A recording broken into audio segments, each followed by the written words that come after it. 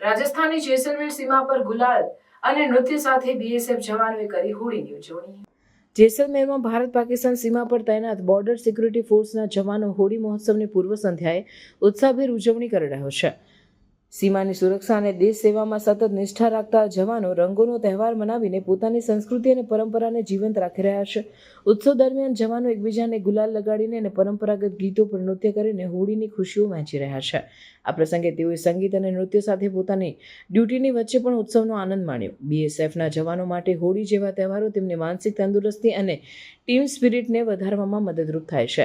સીમા પરની કઠિન પરિસ્થિતિઓમાં પણ તેઓ આ પ્રકારના ઉત્સવોથી પોતાની સંસ્કૃતિ સાથે જોડાયેલા રહે છે અને સામૂહિક ભાવના મજબૂત કરે છે।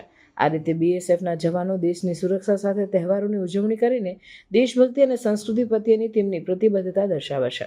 તેઓની આ ઉત્સાહભેર ઉજવણી દેશભરમાં લોકો માટે પ્રેરણા સ્ત્રોત બની રહે છે।